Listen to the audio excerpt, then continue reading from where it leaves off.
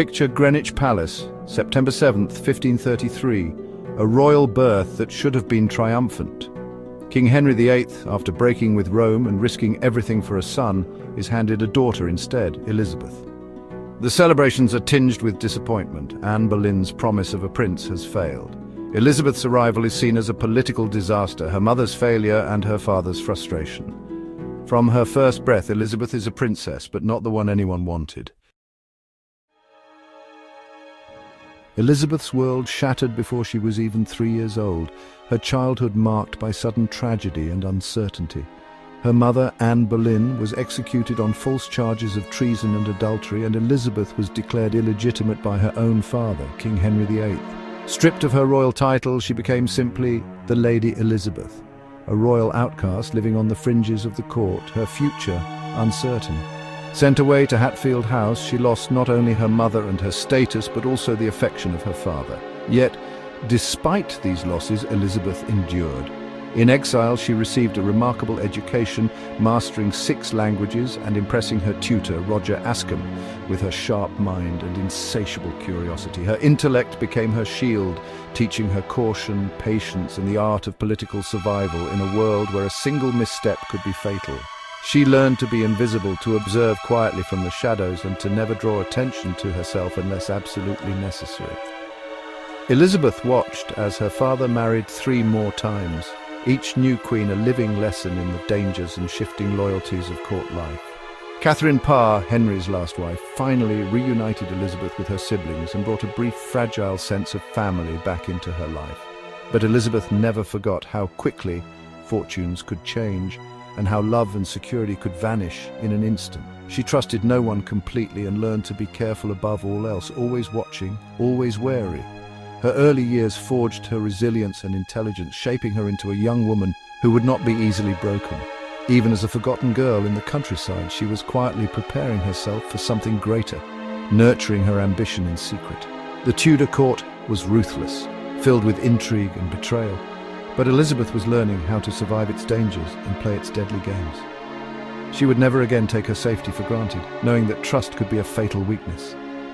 The lessons of loss, caution, and survival would shape her destiny and prepare her for the throne that awaited.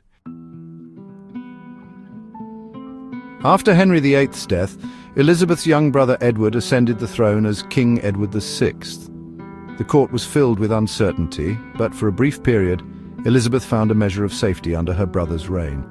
She enjoyed a quieter life away from the immediate dangers of court intrigue and could focus on her studies and personal growth, but the Tudor court was never truly safe. Thomas Seymour's bold and inappropriate advances reminded Elizabeth that, as a princess, she was a pawn in the games of powerful men seeking influence. When Edward died young, the throne passed to Mary I, Elizabeth's older half-sister. Mary, a devout Catholic, viewed Elizabeth with deep suspicion. As the daughter of Anne Boleyn and a symbol of Protestant hope, Elizabeth's very existence threatened Mary's fragile hold on power. In 1554, a Protestant rebellion broke out and suspicion quickly fell on Elizabeth. She was arrested and sent to the Tower of London, the same place where her mother had met her tragic end. Accused of treason with little evidence, Elizabeth faced the terrifying possibility of execution, haunted by memories of her mother's fate. Yet Elizabeth's intelligence and composure became her shield. She denied all involvement in the plot and wrote a carefully crafted letter to Mary pleading her innocence. With no solid proof against her, Mary reluctantly spared Elizabeth's life, but kept her under strict house arrest, always watching.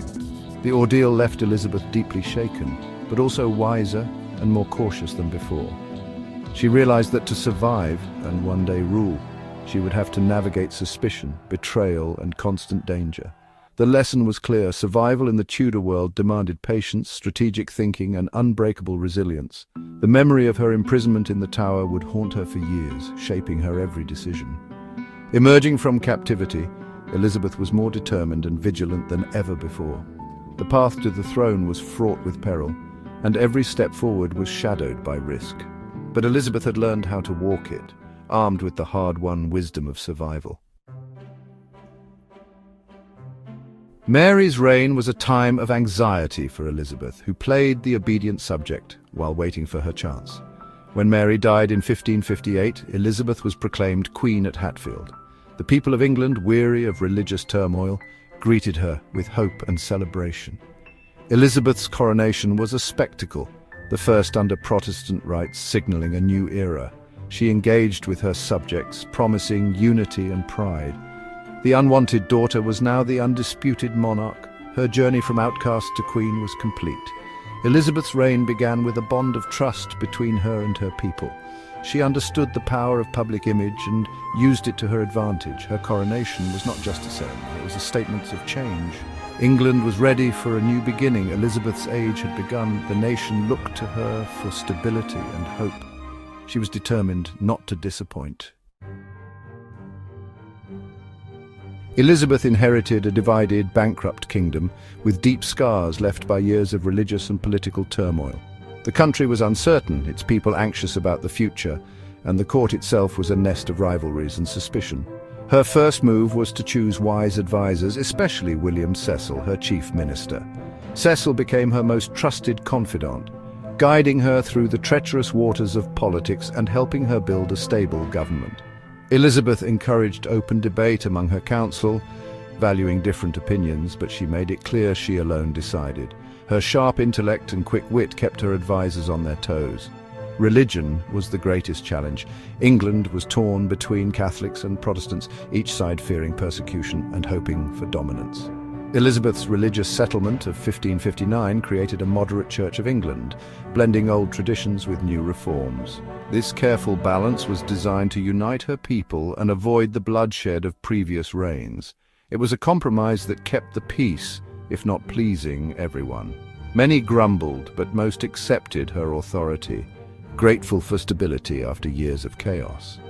The question of marriage loomed. Europe expected her to wed and produce an heir, and her own council pressed her to secure the dynasty.